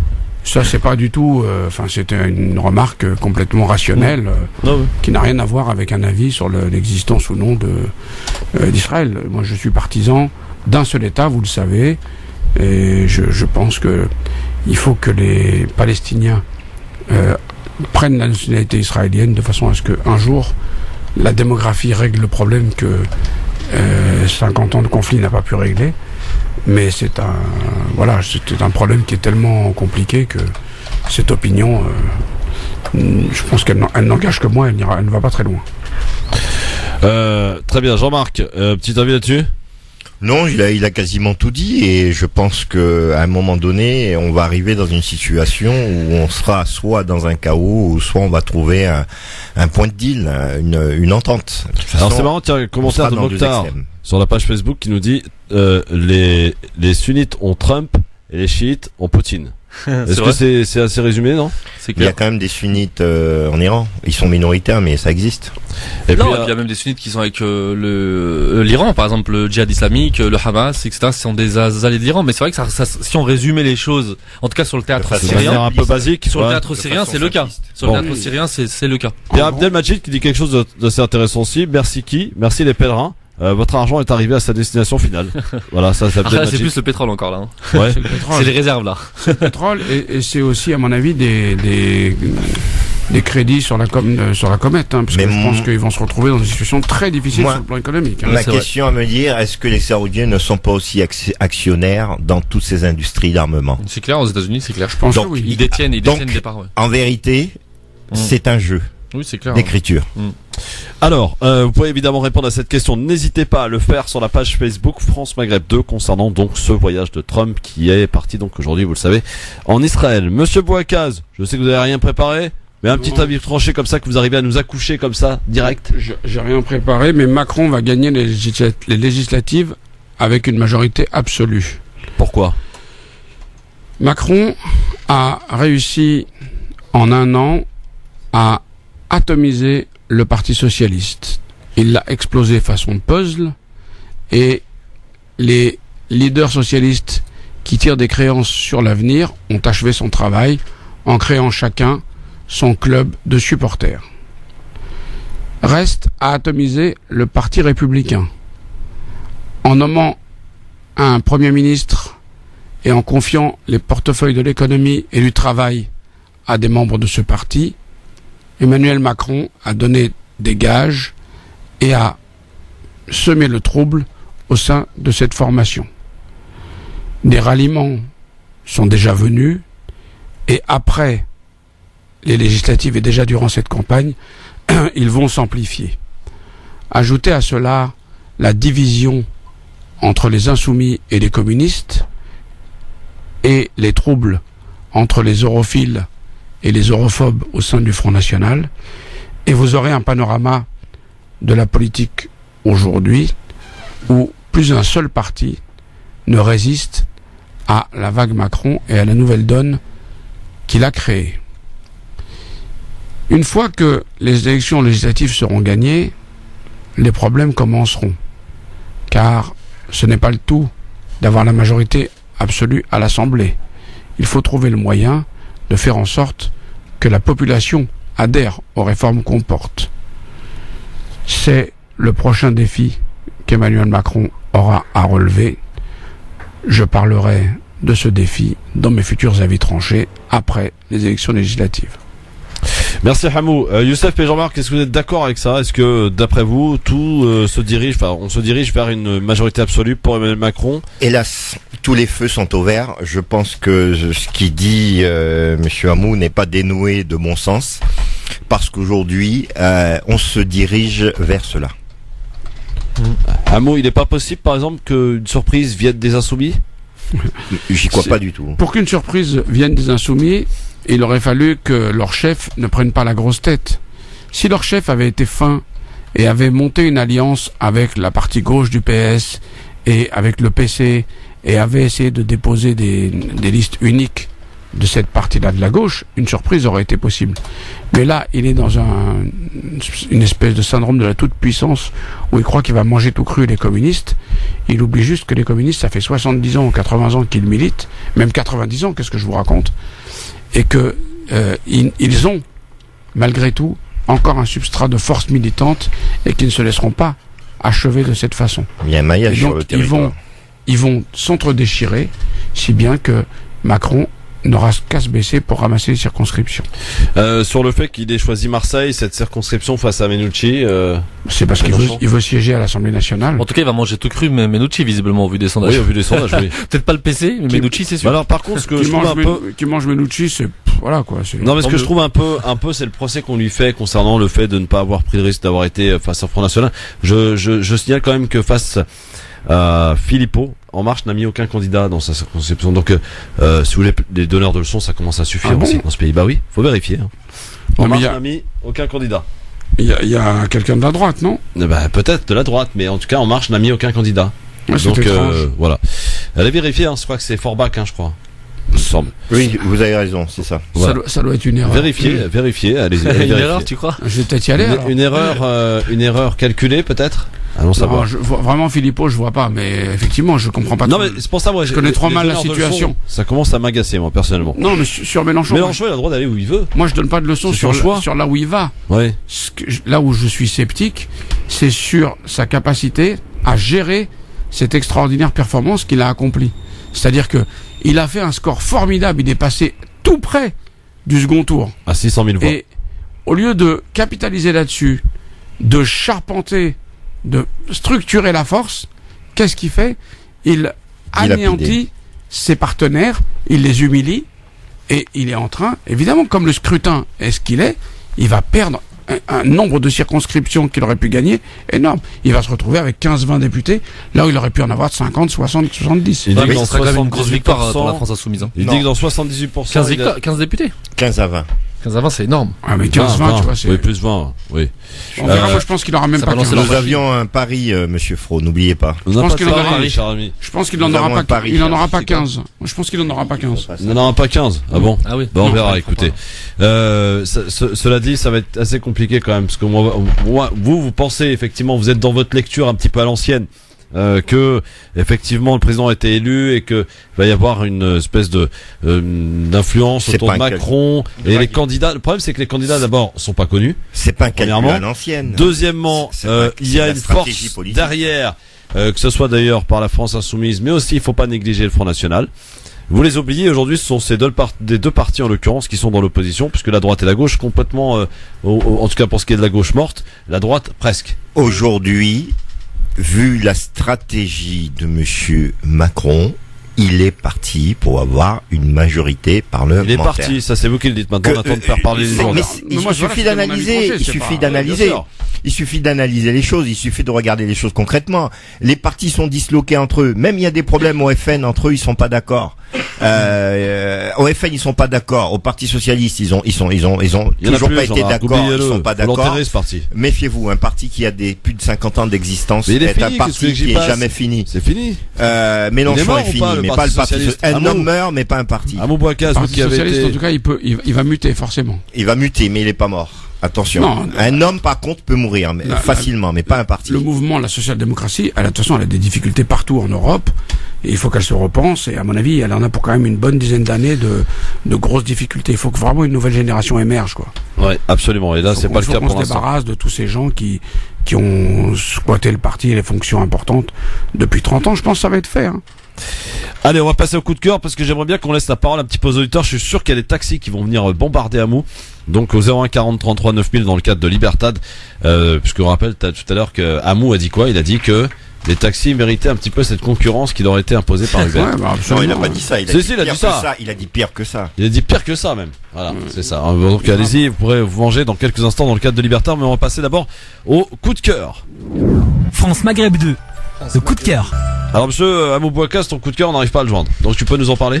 Alors mon coup de cœur, je le dédie à Riyad Salem, qui est un basketteur en fauteuil roulant, qui est un sportif de haut niveau, qui a déjà participé à 5 ou 6 Jeux Olympiques, et qui sera le candidat soutenu par le Parti Socialiste, qui est donc un candidat de la société civile, dans la 10e circonscription de Paris. Riyad est un jeune d'origine maghrébine qui est né avec des mains atrophiées et des jambes atrophiées du fait que sa mère prenait un médicament pour faire tomber le bébé. Et Riyad s'est battu à force de ténacité. Il est devenu un grand sportif, il est devenu un militant associatif, un conseiller d'entreprise en matière d'inclusion des personnes handicapées. Et Anne Hidalgo a fait en sorte qu'il soit candidat sur cette circonscription. Alors vous allez me dire, tu es vraiment un peu crétin alors que Anne Hidalgo t'a fait la peau de soutenir quelqu'un qu'elle soutient. Je vous répondrai que les causes que je soutiens sont plus grandes que moi et que à un moment donné, il faut, quand on est plus opportun, donner un coup de main à celui qui se trouve en situation d'être opportun et qu'il est plus important que je sois moi député. Il est moins important, pardon, le lapsus, que je sois moi député, qu'il y ait un député en situation de handicap à l'Assemblée. C'est pour ça que j'espère que nous serons nombreux à soutenir ce candidat. Quelle circonscription? 10e de Paris. 10e de Paris. C'est un des rares qui n'est pas de En Marche que je soutiens. Très bien. J'ai vu une circonscription, il y avait 24 candidats. Mais il y en a plein. À Bagnolet-les-Montreuil, la mienne, il y en a 22. 22. Parti des animaux. Et d'ailleurs, il y a un candidat insoumis, Alexis Corbière, qui est le porte-parole de Jean-Luc Mélenchon. Ah oui, à Montreuil, oui. Et il y a un communiste. Et Gaylor Le Checker, un communiste. Voilà, c'est bien. Ouais, c'est parfait. Mais ça bon, pour c'est parti pour que ce soit Corbière. Oui, c'est pas sûr, mais il est plus. Moi, sur le terrain, de ce que je vois, il préfère le changement, les gens, en fait. Je pense que le candidat de En Marche va gagner là aussi. Alima Mejoud? Non. Ouais, non, impossible. Pourquoi? Je connais bien, non, elle est pas assez implantée, pas assez. En plus, c'est un candidat vert. Hein. Ton coup de cœur, pardon, non pas ton candidat. Mon candidat, non, moi, c'est les quartiers, moi. Pour ce qui est de mon coup de cœur, c'est donc du coup, je l'ai dit, c'est la sortie du livre de Assa Traoré. Donc qui a eu lieu, la sortie nationale a eu lieu jeudi 18 mai. On a fait une grande soirée de lancement, je l'avais parlé à la radio le lendemain, le vendredi. C'était un gros succès, il y avait pratiquement 400-500 personnes à Ivry-sur-Seine, avec Mokobé, Mathieu Kassovitz, Youssoufa, bref, plein d'artistes qui soutiennent le combat de la famille Traoré. Et donc voilà, c'est un livre qu'il faut vraiment lire, il faut vraiment aller l'acheter, parce que déjà, ne serait-ce que d'un point de vue politique, tous les bénéfices qui seront tirés de ce livre iront à la famille, pour supporter les charges judiciaires qui sont énormes. Il faut savoir que la famille Traoré en est déjà à 30 000 euros. Déjà. Avec l'emprisonnement de 3 frères de la famille. Là, la famille subit vraiment un vrai acharnement judiciaire sans précédent, en sachant que le procès des gendarmes qui ont tué Adama Traoré n'a même pas encore commencé. Et donc voilà, et donc c'est un livre qu'il faut vraiment voir. En fait, c'est un livre qui est construit sous une forme d'un journal intime, en fait, d'un carnet de bord chronologique qui part du 19 juillet, de la date de la mort de Adama Traoré, il s'arrête en mars-avril. Et donc en fait voilà, on rentre dans l'intimité de la famille Traoré, on voit comment la lutte s'est organisée, comment elle s'est menée, les rencontres qu'Assa Traoré a pu faire dans le milieu militant, comment le quartier s'est organisé, le chamboulement dans leur vie, etc. Et elle le fait avec une journaliste de Nouvel Obs qui s'appelle Elsa Vigoureux, qui écrit beaucoup sur les questions de justice, et notamment celles liées au quartier populaire. Et donc voilà, ça se lit vraiment bien, facilement, c'est prenant, on est à fond dedans, et toutes les familles originaires d'Afrique du Nord, d'Afrique subsaharienne se reconnaîtront, toutes les familles immigrées se reconnaîtront dans ce combat, parce que c'est un peu ce qui nous touche tous, quoi. On s'identifiera à leur famille, quoi. Et pourquoi est-ce qu'il y a un acharnement contre cette famille? Moi, je pense que, comme on l'a souvent dit, c'est parce que voilà, c'est proportionnel au rapport de force que le comité a réussi à faire avec les gendarmes et avec les autorités. Il faut savoir que quand même, le parquet de Versailles, le procureur de Versailles a été muté suite à l'organisation, suite au combat qui a été mené par le comité, où ils ont prouvé que le procureur de la République a menti. Il avait dit qu'Adama Traoré était mort à cause de la drogue. Or, il a été tué par 3 gendarmes qui l'ont étouffé, asphyxié, jusqu'à ce qu'il meure. Vous imaginez ce que c'est? Il a agonisé. Il y a eu mensonge. Pourquoi est-ce qu'ils lui ont fait ça? Et donc, comme le parquet de Versailles, nous on pense, le comité, parce que je suis membre du comité Adama Traoré, cherche à se venger du comité de la famille Traoré. Et depuis, c'est affaire sur affaire. Et donc, il y en a un qui s'appelle Bagui Traoré, le frère d'Adama, qui a vu son frère mourir dans la cour de la gendarmerie. Il est en prison aujourd'hui. Faut le savoir.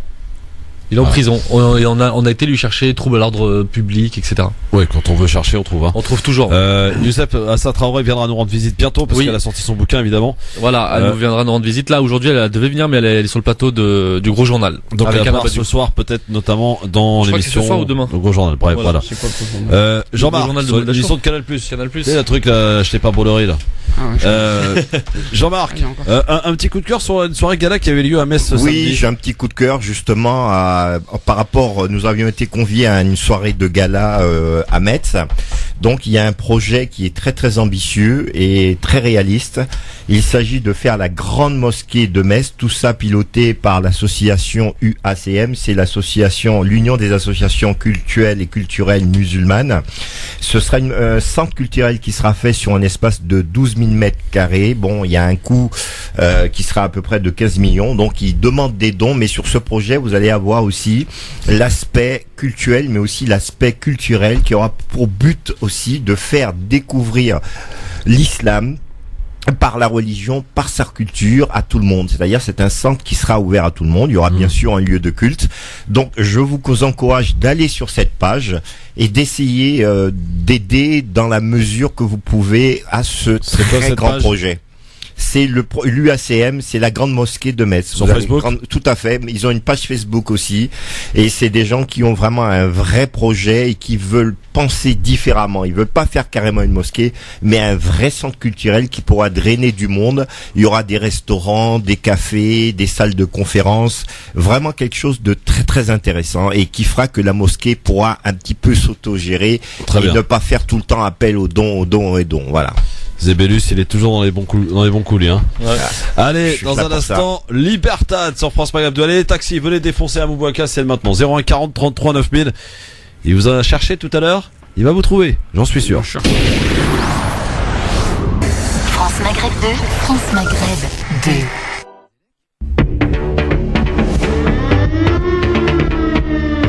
Avant de retrouver Amar dans un instant pour l'éphéméride après le flash de 18h, on va partir faire un petit tour du côté de la Croisette. Bien sûr, on va partir du côté de chez nos auditeurs, puisque c'est le moment venu de Libertad avec Abou Bouakaz, avec Youssef Brakni et avec Jean-Marc Zébélus. C'est parti. 01 40 33 9000. C'est le moment de décrocher votre téléphone. Si vous avez un truc à dire, un truc intelligent, c'est le moment de le dire. Allô, bonsoir. Les chroniqueurs. Oui. Allô, bonsoir, oui, Christophe. Ah bah tiens, Kamel. Kamel à l'appareil. Bon, oui. Alors moi j'aimerais intervenir très rapidement sur deux sujets, notamment celui pour lequel je rejoins Amou concernant les taxis. J'aimerais simplement Ah, tu es d'accord avec Amou pour une fois, c'est bien, Kamel, oui, bravo. Mais oui, non mais il y a pas de fatalité. Kamel, comment t'étais bien sur les grandes gueules avec Maillot, c'est bien, franchement t'as assuré. Ah, t'es passé sur les grandes gueules, Kamel. Sur les grandes gueules. T'as vu comme c'est un grand honneur qu'il nous fait. Hein. Ah ouais. Il a été récupéré parmi les auditeurs des grandes gueules qui sont intervenus. C'est bien. Merci. Bravo, Merci Kamel, bravo. Ah bah ouais, mais moi je le suis, tu vois. Ah ouais. Comment ? Je le suis, tu vois, je te suis. Ben écoute, moi je te suis, tu me suis, on se suit, et voilà, c'est très important de veiller à ce que notre communauté cesse d'être insultée ou stigmatisée. J'en fais partie, t'en fais partie, et tant mieux. On ne sera pas toujours d'accord, certes, mais nous restons tout de même une grande famille. Alors, je voudrais simplement dire, puisque je ne sais pas si j'en ai déjà parlé à l'antenne, moi j'ai un enfant malade, je l'emmène en taxi, on les appelle, ils sont conventionnés, etc. Je trouve que les auditeurs, les uns et les autres, ceux de la société civile, ceux qui sont sans étiquette, eh bien, nous sommes aussi des citoyens qui veillons à ce que le trou de la sécurité sociale, on nous en parle si souvent, arrête d'être creusé. Je m'interroge, peut-être que Hamou pourra répondre à cette question, comment se fait-il qu'aujourd'hui personne n'ait songé à conventionner aussi les VTC qui sont nettement moins chers et effectivement d'autant plus sympathiques par rapport aux taxis qui avaient ce monopole. Arrêtez de nous fâcher avec les taxis, vous êtes des malades les gars. Non, mais attends, je te le dis très sincèrement, Christophe, il y a un temps pour les avoir pratiqués, il y a effectivement ce que Hamou disait tout à l'heure est très juste. Maintenant, ça s'améliore bien évidemment parce que cette concurrence est arrivée, mais je touche un autre problème, c'est sur le conventionnement des taxis. Pourquoi les VTC ne seraient pas également conventionnés? Je rappelle que Libertad, ça ne doit pas durer non plus longtemps, hein, Kamel, c'est pas un monologue, d'accord? Non, mais alors ça c'était ma première chose. La deuxième chose, s'il te plaît, Christophe, s'il te plaît, j'appelle les auditeurs à faire très attention en allant voter, de veiller à ceux qui les appellent à voter pour eux, de bien évidemment retenir que tout ce qui s'est passé, de veiller à ce que ces gens font partie des gens qui ont discriminé, insulté notre communauté. Il faut être très attentif à ça. Merci Kamel. Je fais confiance. Salut. 01 40 33 9000. Allô, bonsoir.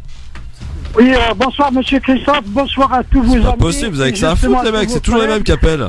Allô? Oui, qu'est-ce que tu veux toi? Moi, j'ai une petite remarque, je trouve vraiment, j'étais pas content que Monsieur David Pujada soit licencié de France 2, même j'étais un petit peu contre. Il n'est pas licencié de France 2, Kamel, il n'est pas licencié de France 2, il est simplement écarté du journal de 20h, il reste à France 2. Voilà, simplement, ce que je lui reproche, c'est l'entretien avec Bachar al-Assad. Oh, c'est bon, toujours la même chose. 01 40 33 9000. Allô, bonsoir. 01 40 33 9000. Bien sûr, mais Kamel, il reste fixé là-bas. Je sais même pas si se trouve la Syrie sur une carte, mais bon, il parle tout le temps de la Syrie, de la Syrie, de la Syrie, de la Syrie. 01 40 33. Non, mais pour péter des câbles des fois. La Syrie, t'en as rien acier, quoi. Ah, t'es gentil, toi. Allô, bonsoir. Non, pas du tout. Je sais pas ce que j'ai dit. Pas du tout. Mais Kamel a une lecture absolument biaisée. Voilà, n'est pas la tienne. Non, c'est pas une question. C'est pas la mienne. Franchement. Mais c'est toujours la même chose. D'abord, il appelle tous les jours pour s'écouter à la radio. C'est bon. Appelle RMC, mon vieux. Tu vas voir comment ça se passe. Allô, bonsoir. Oui, bonsoir. Bonsoir, madame. Votre prénom, pardon? Awatef de Dijon. Awatef, bonsoir. Bienvenue à vous. Awatef. Bonsoir. On vous écoute. Oui, alors je vous écoute tous les soirs. Donc c'était pour vous souhaiter à tous un très bon Ramadan. Merci à Watef. Merci, hein. De rien. Et surtout, pour te dire toujours la même chose, Christophe, je te trouve trop dur. Mais non, mais arrêtez, mais vous savez que c'est dur de vous supporter des fois, les gars. Ah, Watef, est-ce qu'elle est bonne votre shorba? Parce que je vais venir à Dijon, moi, je crois. Ah, Watef, il n'est pas bonne votre shorba? Parce que moi, je vais venir à Dijon, là, je crois. Ah oui, oui. Christophe, il n'est pas dur, il est comme ça, c'est tout. Voilà. Oui, ça fait partie de son caractère. C'est sa nature, c'est le succès de la radio. Voilà. Imaginez-vous qu'est-ce qu'on doit supporter au studio. Ouais. Vous avez pas les Je pense off? que vous n'êtes pas non plus malheureux. Hein. Ouais, voilà, non, mais laisse-les plaindre, là, ça y est, c'est le bureau des plaintes, il est ouvert. Merci beaucoup à Watef. Le type sur une radio avec une voix grave. Merci, à bientôt. Les auditeurs, là. Maurice, allô, qui va là, je te prie. Voilà, qui va là, allô, qui va là, je te prie. Ça, c'était beau, ça. Ouais, Maurice, ouais. Casse-toi. C'est beau, ça. 01 40 33 9000. Allô, bonsoir. Je peux vous dire que les libertades pendant le ramadan, ça va être... Dictateur. Ouais, ok, c'est bon. 01 40 33 9000. Christophe Dictateur. Eh les gars, franchement, je crois que je vais enlever libertad pendant le ramadan parce que sinon je vais en insulter là. Ça va être dictateur et à travers. Hein. Ah ouais, non, carrément. Non mais c'est un moment de liberté quoi, mais faut pas que ça devienne n'importe quoi. Mais Christophe, voyons, dictateur c'est quoi? Les présidents qu'on a, ce sont des dictateurs. Oui. Alors tu devrais être content. Je suis pas un président, mais je suis pas dictateur, mon vieux. Alors, si t'es le président de ton émission. Exactement, mais je ne suis pas dictateur. Oui, c'est vrai. J'aime me remettre les choses dans l'ordre, c'est tout. Ce qui est pas la même chose. Voilà. T'es autoritaire. Article 1, j'ai toujours raison. Article 2, si j'ai tort, vous référez-vous à l'article 1. Ah, le dernier pour ce soir, le bonsoir. Oui, bonsoir. Je vous appelle parce que je trouve que vos intervenants sont toujours les mêmes. Ah bon? Et c'est des macronistes. Ouais. Ah oui? Pouvez pas inviter de temps en temps une personne des insoumis pour un petit peu... Moi, je suis insoumis. Équilibrer le débat parce que les deux là, c'est toujours la même chose. Je vous écoute tout le temps, mais j'ai l'impression que Draghi vous a racheté. Je sais pas, je comprends pas. Au secours. Alors, comment vous dire? Moi, je suis Macron. Moi, je suis insoumis. Je suis insoumis. Les élections présidentielles, mais écoute ce qu'on dit. C'est ceux-là qui interviennent pour Macron. Ça devient Quel saoulant. Macron? Qui c'est qui est pour Macron? Je vous le dis franchement. Qui c'est qui est pour Macron, mais monsieur? sans animosité. C'est quoi ton prénom d'abord? Non, attends. C'est quoi ton prénom? Rabat. Alors, vas-y, balance les noms de ceux qui sont pour Macron. T'inquiète pas, je vais m'en occuper. Vas-y, c'est qui? Christophe, c'est vrai que vous tenez vraiment la barre. C'est super. Mais alors ces deux-là, c'est incroyable. Mais quels ces deux-là? C'est qui les blazes? Dis les blazes. C'est qui? Ils s'en souviennent plus, Mskin. Les deux invités là, c'est pas l'institut, je sais pas comment vous avez dit. Jean-Marc. Il y a Jean-Marc et l'autre. Ah oui, vous avez écouté ce que je dis sur et Macron? moi alors, on est trois là. Vous avez écouté ce que j'ai dit sur Macron, monsieur? Attendez, est-ce que vous avez entendu? J'ai entendu tout à l'heure dire, faut excuser les gens qui ont fait des fautes en politique. Non, c'est pas ça que j'ai dit. C'est pas ça que j'ai dit. Je ne vais pas parler à la radio parce que allez voir tous les gens qui sont en prison pour avoir volé un sandwich. Si je peux m'exprimer, monsieur, tout pro Macron. Je suis en train de dire justement que là, on va se retrouver dans des choses qu'il va falloir prendre acte. Vous me dites que je suis pro Macron de quoi? Pas du tout, je suis pas pro Macron, monsieur. Vous savez très bien de quel parti je suis. Alors arrêtez, monsieur. Il n'y a aucun argument, monsieur. C'est un constat. Macron, c'est un produit. Moi, je ne suis pas anti-Mélenchon, monsieur. Je ne suis pas anti-Mélenchon, simplement. Excusez-moi, mais avec Tarek Bali, vous êtes donné un cœur joie vendredi, vous avez fait anti-Mélenchon primaire. Mélenchon. On dit que monsieur Mélenchon, s'il voulait réussir, il aurait dû arrêter d'être aussi égocentrique et penser à la collectivité. Vous employez des termes pour le rabaisser. Il pense qu'à lui. Macron, c'est le beau, c'est le gentil. On n'a jamais dit ça. On n'a jamais dit ça. Pour finir. On a dit c'est la finance Macron et c'est le marketing. On va voir d'ici quelques mois, on discutera. Non mais Rabat, j'ai juste un truc. Moi, pour finir. Je suis obligé de faire des constats. J'essaie d'être nuancé. Je vous dis pas qu'il faut excuser les gens qui font de la politique et qui font des conneries.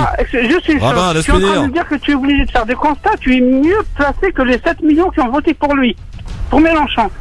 Non, c'est pas ça. Bon, vous êtes un pro-Mélenchon. Non, c'est pas ça, mais moi, je suis pas du tout contre Mélenchon. Tu veux que vous voulez que je vous dise la vérité ou pas? Moi, j'ai voté Mélenchon au premier tour. Rabat, écoute, il a pas bien sûr. Savoir écouter. Pourquoi? Moi, j'ai voté Mélenchon au premier tour. Pourquoi? Parce que je souhaitais que Macron soit opposé à Mélenchon au second tour.